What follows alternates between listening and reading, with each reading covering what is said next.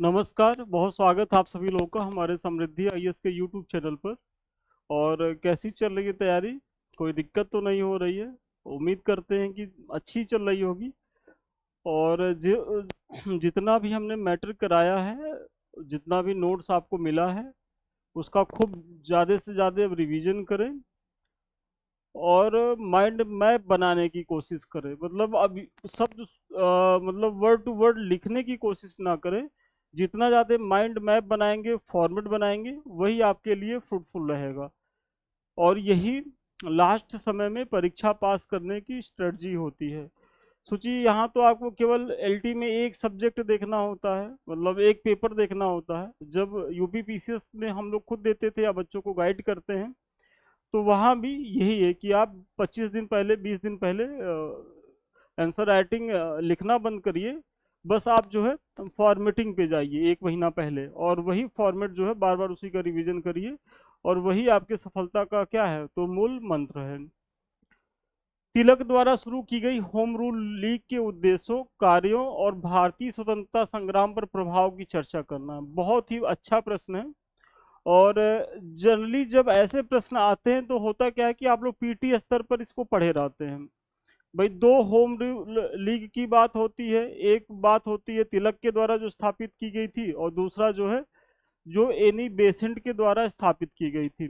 तो प्रीलिम्स में तो आप लोगों ने काम भर का फैक्ट पढ़ लिया है। और जब ये, चूंकि आपके मुख्य परीक्षा का टॉपिक है, तो जब मुख्य परीक्षा में यहाँ से प्रश्न आते हैं तो आपको लिखने में जो है बड़ी परेशानी होती है। कारण ये है कि आप दो चार फैक्ट से ज्यादा कुछ जानते नहीं है इसके बारे में। तो अच्छा, जो पीसीएस में या जो परीक्षाओं में पूछे गए वही जो एक दो फैक्ट्स हैं। लीग की स्थापना कब हुई थी, मतलब एनी बेसेंट का होम रूल लीग का विस्तार कहाँ था, तिलक का कहाँ था, यही सारी चीजें होती। कौन पहले स्थापित हुआ था, कौन बाद में।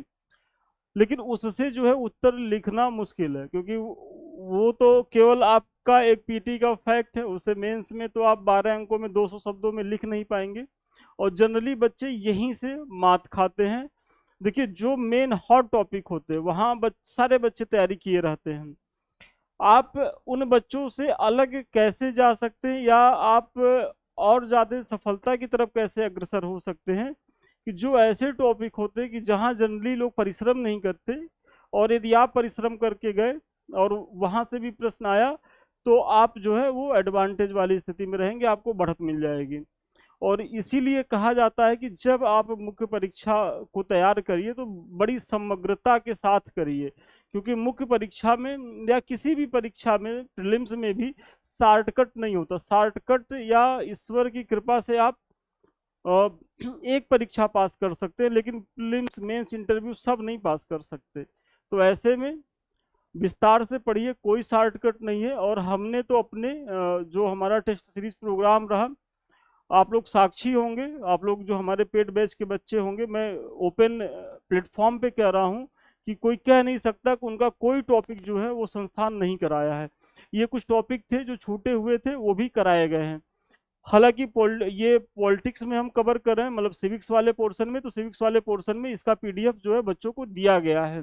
और हिस्ट्री में जो सेकंड, जो दो लास्ट टॉपिक छूटे हुए थे, तो उसमें देखिएगा, क्रिप्स मिशन मैंने कराया, कैबिनेट में मैंने कराया। अब माउंट बेटन कराएंगे, और आज़ादी के भारत के बाद का भारत, वो 3-4 दिन में वो भी कवर करा करके आपको एकदम फुर्सत दे देंगे।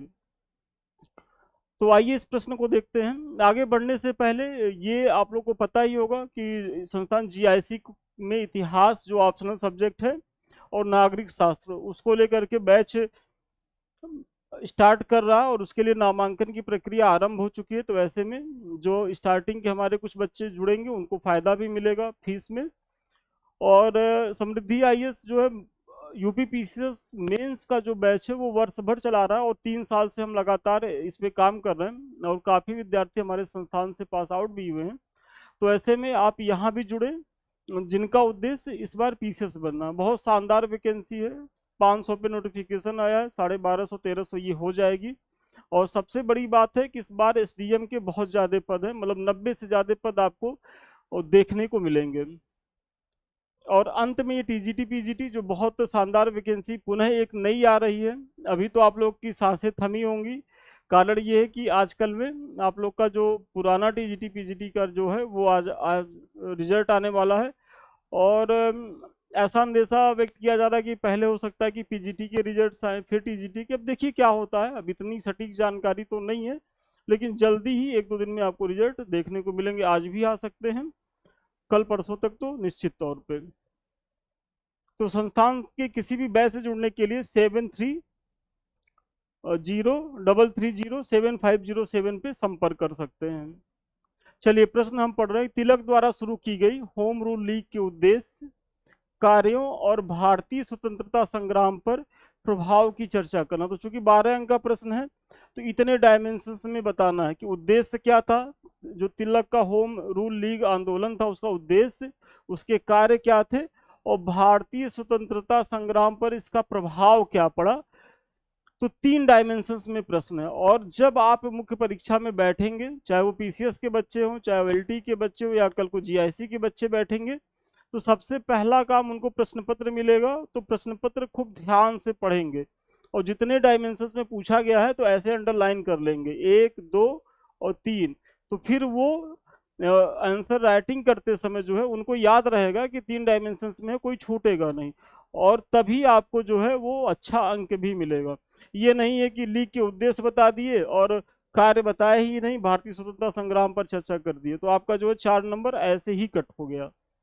तो सबसे पहले एक छोटी सी भूमिका दीजिए कि बाल गंगाधर तिलक द्वारा अप्रैल 1916 में बेलगाम, कहाँ है बेलगाम, आप लोग जो है कमेंट करके बताइए बेलगाम कहाँ है, में शुरू की गई होम रूल लीग भारतीय स्वतंत्रता संग्राम के इतिहास में एक महत्वपूर्ण मोड़ था। मतलब अप्रैल 1916 में बेलगाम में तिलक द्वारा होम रूल लीग की स्थापना की गई, जो स्वतंत्रता आंदोलन में एक महत्वपूर्ण चरण था। ठीक है, यह आंदोलन आयरिश होम रूल लीग से प्रेरित था। कभी भी आपके फिल्म से पूछा जा सकता है कि जो भारत में होम रूल लीग आंदोलन स्टार्ट हुआ था तो वो किस देश के होम रूल लीग से प्रेरित था, तो आयरिश मतलब आयरलैंड से ये प्रेरित था, आयरिश गणतंत्र से ये प्रेरित था। ठीक है, इसका मुख्य उद्देश्य ब्रिटिश साम्राज्य के भीतर रहते हुए भारत के लिए स्वशासन को प्राप्त करना था। मतलब होम रूल लीग का अगर प्रमुख उद्देश्य आप देखेंगे तो क्या था प्रमुख उद्देश्य, कि ये पूर्ण आजादी की बात नहीं करते, क्योंकि समय क्या है 1916, ये समय था भी नहीं पूर्ण आजादी की डिमांड करने का। अगर तिलक खुदा न खास्ता कर लेते, भले ही उग्रवादी धड़े से संबंधित थे, मतलब ये थोड़ा सा आक्रामक रुख रखते थे, लेकिन देखिए जैसे ही इन्होंने संस्था बनाई ऐसे में इनकी भी डिमांड जो है वो थोड़ा सा नम्र रही, उग्र नहीं रही। कारण वही कि अगर हम उग्रता दिखाएंगे तो अतीत में हमारे साथ चीजें हुई हैं पुनः दोहराई जाएंगी। अंग्रेज जो है हमारे आंदोलन को डिस्टर्ब कर देंगे किसी न किसी तरीके से। तो ऐसे में ये क्या कहते हैं कि हमको स्वशासन चाहिए, मतलब स्वतंत्रता नहीं चाहिए, स्वशासन की डिमांड करता है। कौन? जो तिलक का होम रूल लीग है। और ये कभी भी स्टेटमेंट दे करके आपको जो है पीटी में भी प्रश्न बनाया जा सकता है यहाँ से। तिलक की लीग मुख्य रूप से महाराष्ट्र मतलब बंबई के हिस्से को छोड़ करके कर्नाटक, बरार और मध्य प्रांत में सक्रिय थी। मतलब तिलक की लीग यहाँ यहाँ सक्रिय थी, मतलब इन क्षेत्रों में सक्रिय थी। मतलब जो तिलक की लीग है और जो एनी बेसेंट की लीग है उसमें आप देखेंगे तो एनी बेसेंट की जो लीग है उसकी व्यापकता और ज्यादा थी। तिलक का जो लीग था वो महाराष्ट्र, कर्नाटक जैसे ही कुछ क्षेत्रों में वो था, जबकि एनी बेसेंट का जो लीग था वो अखिल भारतीय स्तर पर उसकी शाखाएं थी। तो अब आपने जो है वो तिलक के लीग का परिचय दे दिया, कब इसकी स्थापना होती है, इसका उद्देश्य क्या रहता है, ये सारी चीजों की आपने चर्चा कर दी। अब अपने प्रश्न पे उतरिए कि होम रूल लीग के उद्देश्य क्या थे। तो इसमें सबसे पहला उद्देश्य और जो पहला और प्रमुख उद्देश्य था क्या, स्वशासन की स्थापना करना। तो ब्रिटिश साम्राज्य के अधीन रहते हुए भारत के लिए संवैधानिक तरीके से स्वशासन की स्थापना करना। मतलब ब्रिटिश शासन के हम अधीन रहेंगे और संवैधानिक तरीके से हम जो है अपना स्वशासन चलाएंगे। ये लीग का पहला उद्देश्य और महत्वपूर्ण उद्देश्य था। दूसरा ये कहते हैं कि औपनिवेशिक दर्जा, मतलब तिलक की जो डिमांड है कि आप जो है हमें औपनिवेशिक दर्जा दीजिए, डोमिनियन स्टेटस दीजिए, जैसे कनाडा और ऑस्ट्रेलिया को दिया गया था। मतलब आपको पता ही होगा कि कनाडा और ऑस्ट्रेलिया भी ब्रिटिश उपनिवेशी थे और उन्हें जो है डोमिनियन स्टेटस का दर्जा दिया गया था। तो उसी की तर्ज पर तिलक कहते हैं कि अंग्रेजों से कि हमें भी कनाडा और ऑस्ट्रेलिया की तरह डोमिनियन स्टेटस दीजिए, जहां हम अपना स्वशासन चला सके आपके अधीन रहते हुए। औपनिवेशिक दर्जा की ये डिमांड कर रहे हैं। फिर जन जागरूकता, लीग का जो अगला काम है, देखिए ये तो दो राजनीतिक डिमांड थी, स्वशासन की और औपनिवेशिक दर्जा की। किससे डिमांड कर रहे थे? ब्रिटिशर्स से कर रहे थे। फिर अब ये भारतीयों के लिए क्या कर रहे हैं? तो भारतीयों को उनके राजनैतिक अधिकारों के प्रति जागरूक बनाना और स्वराज का संदेश जन जन तक पहुंचाना था। मतलब तिलक ने जो होम रूल लीग की स्थापना की थी, तो उसमें आप देखेंगे तो ये जन जागरूकता को लेकर के इसके माध्यम से जो राजनीतिक चेतना है जगाने का प्रयास करते हैं और स्वशासन के लिए लोगों को जो है वो तैयार करने का प्रयास करते हैं। फिर कांग्रेस के नरमपंथियों एवं गर्मपंथियों के बीच एकता स्थापित कर कांग्रेस को एक अधिक सक्रिय संस्था बनाना। क्योंकि आप लोग जानते ही होंगे कि कांग्रेस का जो है वो बंटवारा हो गया था सूरत अधिवेशन में, जिसमें नरमपंथी और जो गर्मपंथी थे। नरमपंथी जो नेता थे वो अपने मांगों को लेकर के उतना आक्रामक नहीं रहते थे, और गर्मपंथियों का ये मानना था, जिसमें लाल बाल पाल तीन थे, मतलब जिसमें बाल गंगाधर तिलक स्वयं थे, फिर बिपिन चंद्र पाल थे और लाला लाजपत राय थे। इनका मानना था कि भाई हमें अंग्रेजों के सामने बहुत आक्रामक स्तर से अपनी चीज़ों को रखना चाहिए, और यदि वो ना मांगे तो बहुत तीव्र आंदोलन चलाने की ज़रूरत है। लेकिन जो नरमपंथी थे, जिसमें फिरोज शाह मेहता थे, दादा भाई नौरोजी थे, इन लोगों का कहना है कि भाई ठीक है, धीरे धीरे धीरे जो है हम अपनी डिमांड में आक्रामक होंगे और उसके लिए आंदोलित होंगे, लेकिन अभी ये समय नहीं है कि हम जो है पूर्ण स्वराज की मांग करें। तो ऐसे में सूरत अधिवेशन में बंटवारा हो गया, मतलब वर्चस्व के लेकर के कांग्रेस में नरमपंथियों को लगता था कि हम ज़्यादा शक्तिशाली हों और हम अपने हिसाब से कांग्रेस को चलाएं, जबकि ये अधिकार जो गर्मपंथियों को ये लगता था कि हम अपने हिसाब से जो है कांग्रेस को चलाएं। जबकि नरमपंथी जो थे, जो पहले से कांग्रेस के मजबूत पिलर थे, चाहे फिरोज शाह मेहता हो, दादा भाई नौरोजी हो, तो ये लोग जो है अपने अधिकारों को छोड़ना नहीं चाह रहे थे। तो ऐसे में जो डिवीजन हुआ, जो बंटवारा हुआ सूरत अधिवेशन में, तो यहाँ तक 1916 तक आते आते 1907 में हुआ था बंटवारा, और 1916 तक आते आते तिलक को ये लगने लगा था कि वो जो डिवीजन हुआ उससे मतलब कांग्रेस को तो नुकसान हुआ ही हुआ, उससे जो नरमपंथी धारा है वो भी नेपथ्य में चली गई, और जो उग्रपंथी धारा थी वो उठा के जेल में डाल दिए गए, मतलब पूरा आंदोलन ही बिखर गया। तो जरूरत है इन दोनों धड़ों को एक मंच पे पुनः लाने की, और आगे चल करके आप देखेंगे कि 1916 में ही जो लखनऊ अधिवेशन होता है, वहाँ नरमपंथी और गर्मपंथियों के बीच जो है ये एक समझौता कराते हैं। यहाँ तक कि मुस्लिम लीग के बीच भी ये समझौता कराने का प्रयास करते हैं। तो राष्ट्रभाषा और शिक्षा को भी लेकर के प्रयास करते हैं। कैसे? तो भाषाई आधार पर प्रांतों का गठन एवं शिक्षा का माध्यम स्थानीय भाषा को बनाना। मतलब जो तिलक की लीग थी वो एक कदम और आगे जाती है कि मतलब राष्ट्रभाषा और शिक्षा के तहत ये क्या करते हैं कि मतलब भाई जो प्रांत है उनका डिवीजन कैसे हो, भाषा के आधार पर हो, और जो प्राथमिक स्तर की शिक्षा दी जाए वो कैसे दी जाए, तो वो मातृभाषा में दी जाए। तो ये सब जो है तिलक के जो होम रूल लीग है उनके जो ये सब आधार हैं। अब अगर कार्य को देखेंगे तो क्या होता है, होम रूल लीग क्या काम करती है, तो सबसे पहले अपने संगठन का विस्तार करती है। तिलक ने अपने लीग की 6 शाखाएं बनाई एवं कर्नाटक महाराष्ट्र में जनता को संगठित किया। तो कार्य के तहत जो लीग है, देखिए उद्देश्य तो ये सब थे, कार्य क्या है कि 6 शाखाएं बनाई और 6 शाखाओं के माध्यम से अपने उद्देश्यों की पूर्ति में लग गई। और वो 6 शाखाएं कहाँ प्रभावित थी? बेसिकली महाराष्ट्र और कर्नाटक वाले क्षेत्र में प्रभावित थी। फिर ये जो संस्था है अपने उद्देश्यों को, अपने कार्यों को प्रचारित प्रसारित भी करती थी।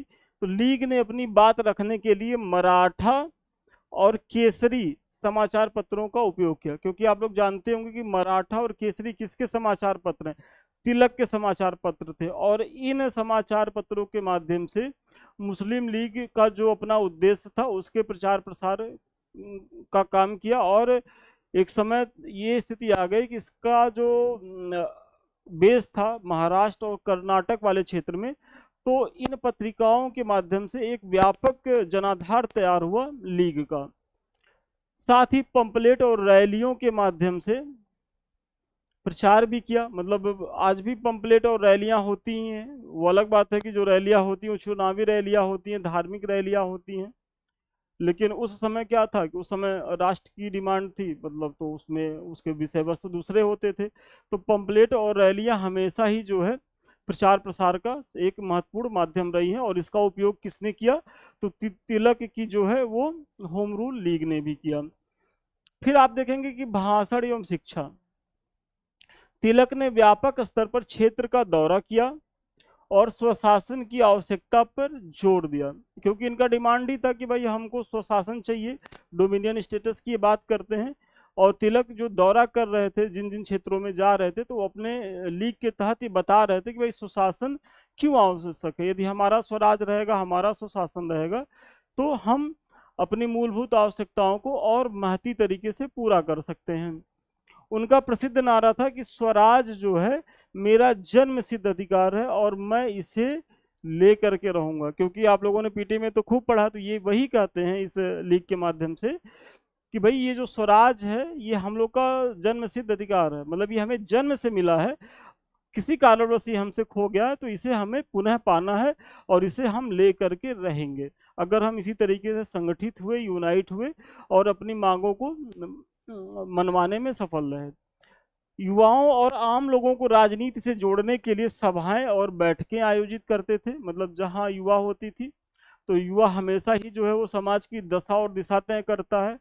तो युवाओं को और आम जनमानस को जोड़ने के लिए ये उनके बीच में जाते थे, वक्तव्य देते थे, अपने बात रखते थे और उनकी बात सुनते थे। मतलब ऐसा नहीं है कि मन की बात होती थी और एक तरफा होती थी, मतलब यहाँ डुअल स्तर पे वो संचार होता था कि आप भी कुछ कहिए, हम भी कुछ कहें और बीच से कोई एक रास्ता निकले। इस तरीके का प्रयास तिलक करते थे अपने होम रूल लीग के प्रचार के लिए। तो ये सब क्या थे, ये सब कार्य थे तिलक के। फिर संवैधानिक दबाव भी बनाते थे। किस पे बनाते थे, ब्रिटिश पर।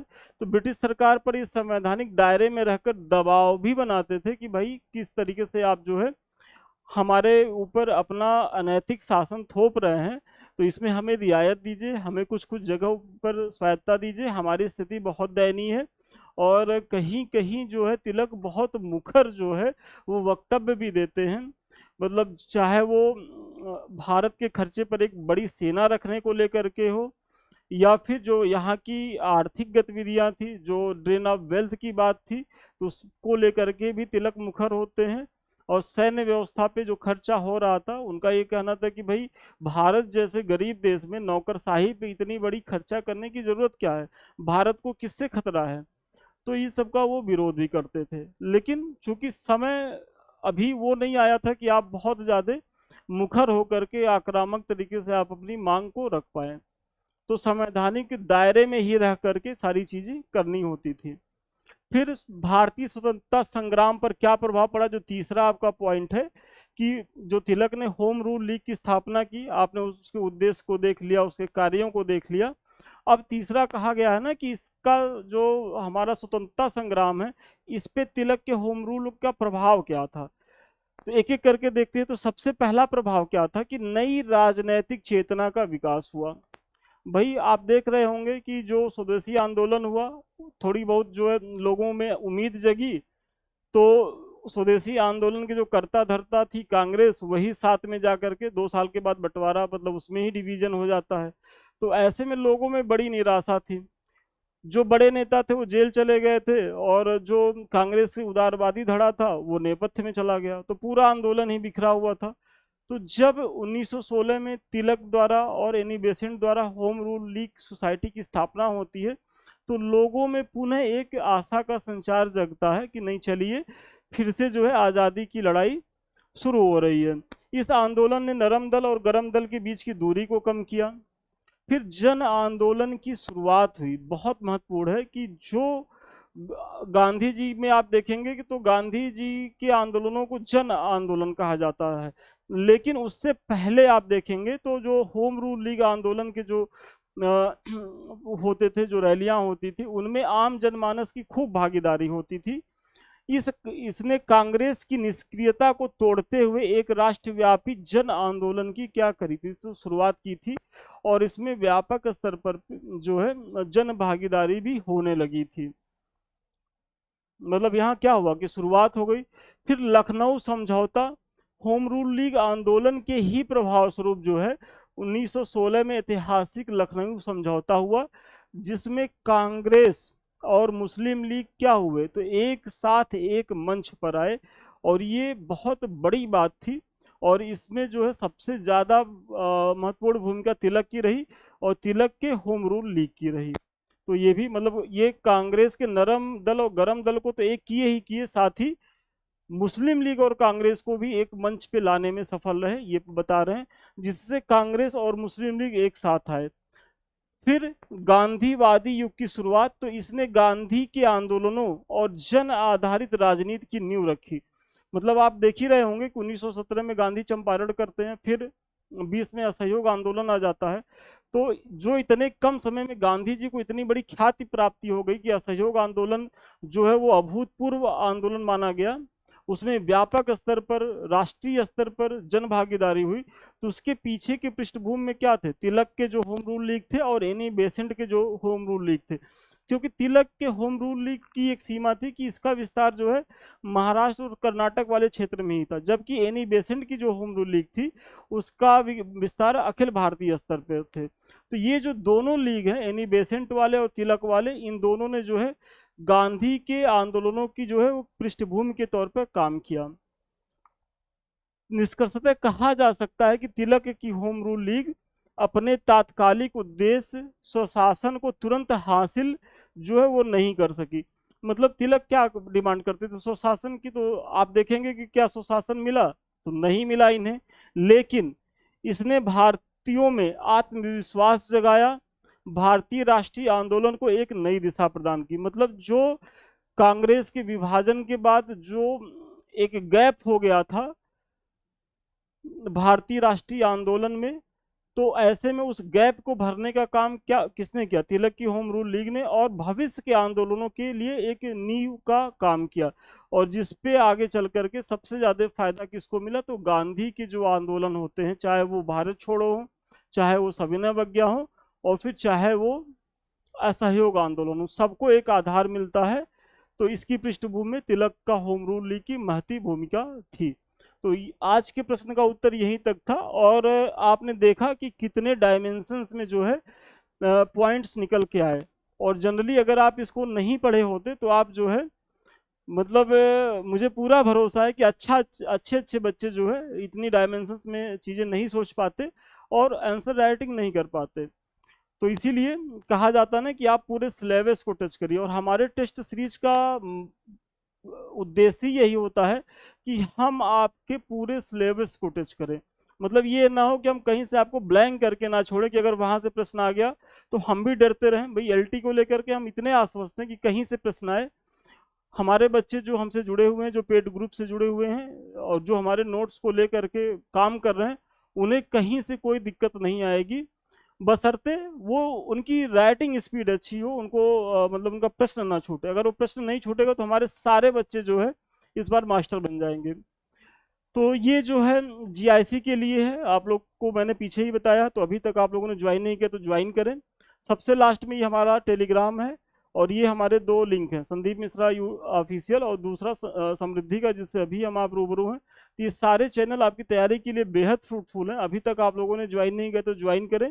और सबसे अंत में आप हमारे किसी बैच से जुड़ना चाहते हैं तो 7303307507 पे आप संपर्क कर सकते हैं। तो ठीक है, आज के लिए इतना ही। पुनः मिलते हैं नए वीडियो में नए क्लास के साथ। तब तक के लिए धन्यवाद, बहुत शुभकामनाएं आपको।